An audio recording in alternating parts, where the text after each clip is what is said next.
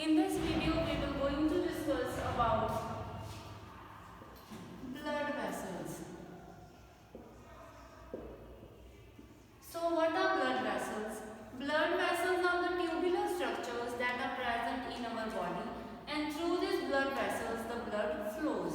So what are blood vessels? These are tubular structures. Tubular structures means tube-like structures. Tubular structure means tube-like, this shape.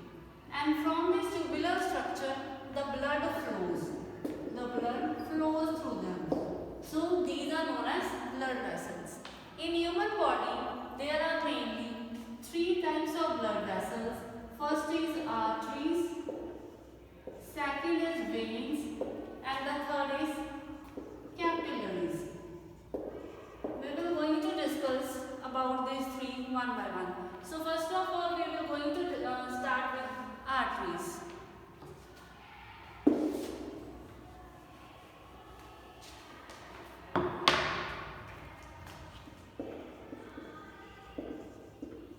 The main function of arteries is that they carry the blood away from the heart. So where they are carrying?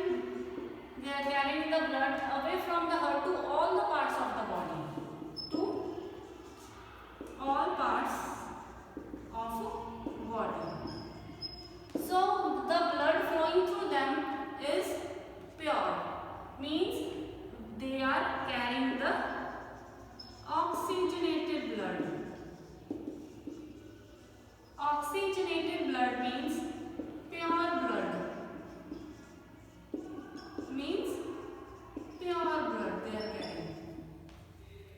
So arteries, what is the function of arteries? They will carry the blood from the heart to all the parts of the body. Now they are carrying the blood from the heart. Means the blood that is coming from the heart is, we all know that it is pure. So they are carrying the pure blood. Pure blood is known as oxygenated blood. In case of veins, they carry the blood towards the heart. Unlike arteries, in case of arteries we tell that they carry the blood away from the heart, but in case of veins they will carry the blood towards the heart. So since they are carrying the blood towards the heart, it means the blood is impure. Impure blood, or we can say that they are carrying the deoxygenated blood.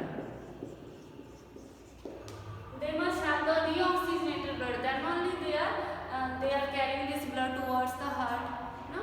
So the major difference between the arteries and veins is this, that they carry the blood away from the heart, and in case of veins they will carry the blood towards the heart.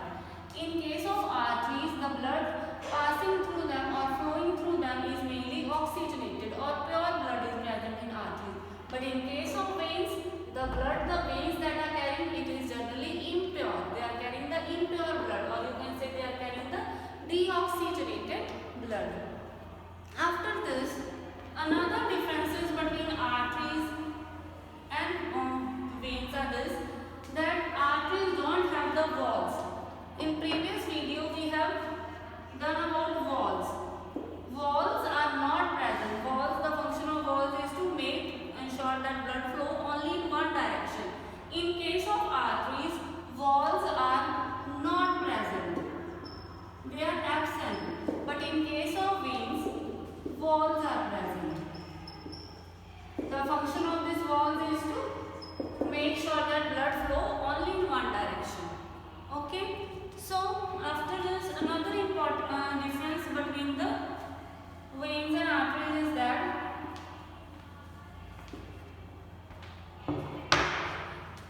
arteries are deep seated. The location of arteries is deep into our body as compared to veins.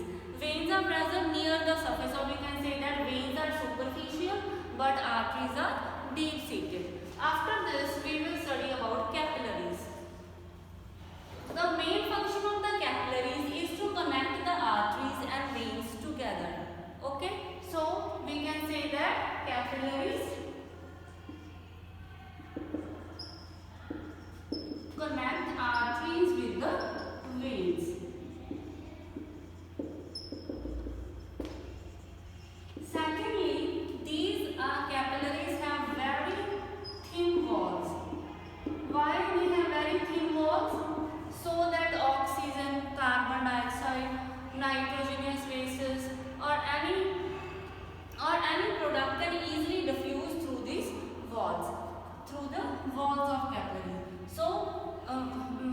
Firstly, the function of capillaries is to connect the arteries with the veins.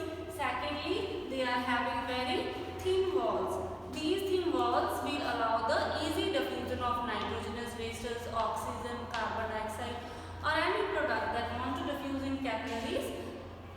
These capillaries are carrying very thin walls. After this, we are going to discuss about blood. These are blood vessels. Now, blood. Blood is the main transport medium in the body. So, it is the main transport medium present in our body. Secondly, it is fluid. We all know that blood is a fluid connective tissue. And blood comprises of the plasma, and in that plasma various cells like RBC, WBC, platelets, these all are suspended in that plasma. So now the various cells of the blood like red blood cells, white blood cells, platelets, we are going to discuss about them one by one.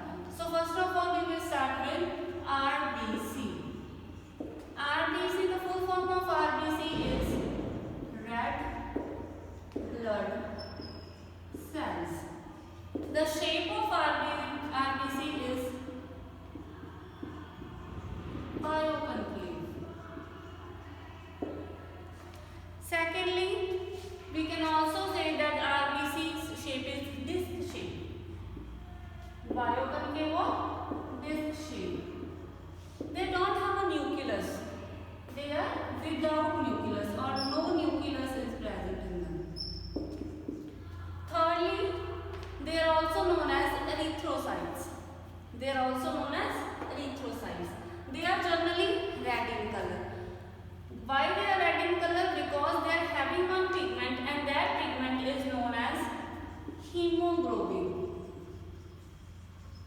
Hemoglobin is a bluish purplish red pigment present in the RBCs. The function of this hemoglobin is this, that it can easily combine with oxygen or carbon dioxide. Okay, this hemoglobin can easily combine with oxygen or carbon dioxide. When it is combining with oxygen, then it becomes oxyhemoglobin.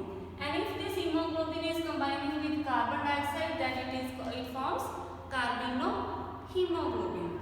If this hemoglobin is combining with oxygen, then it forms, the product that is formed is oxyhemoglobin. And if it is combining with carbon dioxide, the product is forming is carbinohemoglobin. So the function of hemoglobin is that it can easily combine with the carbon dioxide and oxygen also. What is the color of this hemoglobin? Red. And this hemoglobin gives the red color to the blood. After this, second cells that are present in the blood are WBC. As we all know that the full form of WBC is white blood cells.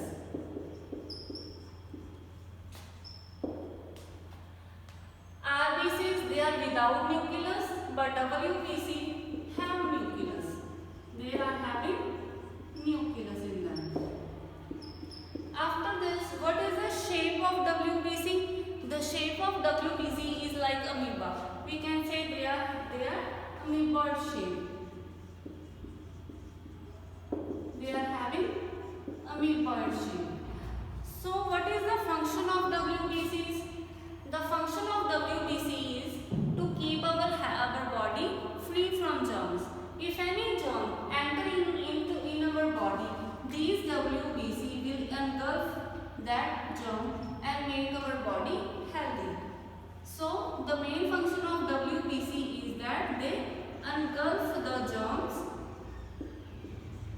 that are entering in our body and make our body free from diseases. So what is the function of WBC? They will engulf the germs that are entering in our body or that are attacking our body and keep our body free from these germs or diseases. Okay. After this, next cells that are present in the blood are platelets.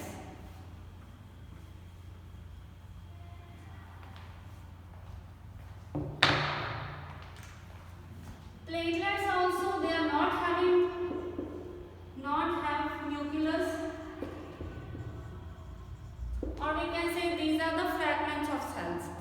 The function of platelets is they do clotting of blood. Their function is blood clotting. So why the blood clots? The blood is clotting so that there is no loss of blood from the injury. When our body, certain injury occurs on our body, so the blood comes out from that injury to prevent the large flow of blood from that injury. Blood clotting is important. So for blood clotting, in our blood platelets are present. The function of platelet is to clot the blood. Okay. So that why there is clotting of blood? So that there is no large loss of blood from our body. So now in this there is one process is going on in blood clotting. We will discuss about that process. Platelets generally perform the function of blood clotting. For blood clotting, platelets should be there in our body. So the function of platelets is clotting of blood or blood clotting. At the site of injury, when our body is having experience an injury, at that point or at that place, enzymes are given out by our body. Okay, and these enzymes releases one protein. The name of that protein is thrombin. Thrombin is a protein. Where it is occurring? It is occurring at the site of injury. The function of this thrombin is that it converts fibrinogen into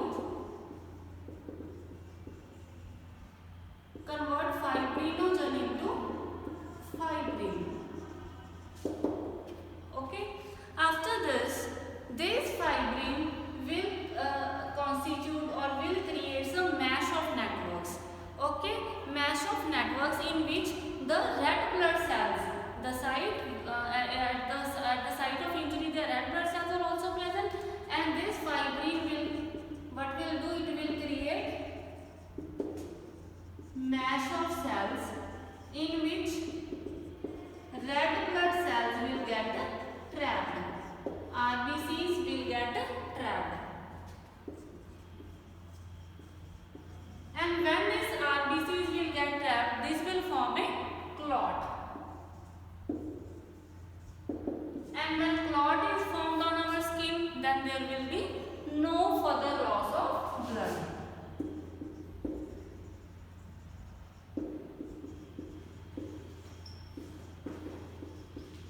So, in case of blood clotting, we all know that platelets are important. The main function of platelets is to do blood clotting. So, when our body is experiencing any injury, at the site of injury or at the place of injury, enzymes are released, and these enzymes will release a protein, and the name of that protein is thrombin. The function of this thrombin is to convert fibrinogen into fibrin. When they convert fibrinogen into fibrin, these fibrin will create a mesh of cells. In that mesh of cells, RBC means red blood cells get trapped. And when these red blood cells get trapped in that mesh of cells, what will happen? A clot will be formed. And the place where this clot is formed or blood clot is formed, there will be no further loss of blood. The place where this clot is formed, there will be no further loss of blood. This will plug that injury and there will be no After this, our next topic is functions of blood. First of all, we all know that the blood is a transport medium, means it transports the nitrogenous wastes, carbon dioxide from the organs for their removal from the body to various organs. Secondly, it also transports the nutrients and oxygen to various parts of the cells. Thirdly, it do the blood helps in blood clotting so that there is no loss of blood from our body. Okay. Blood also transports the hormones. Hormones are secreted by the glands of our body. So from the glands where these hormones are produced, the blood transports it to all the parts of our body where they are needed. So after this we can say the main function of the blood is transportation of materials. Next is lymph. The topic of lymph we will discuss in our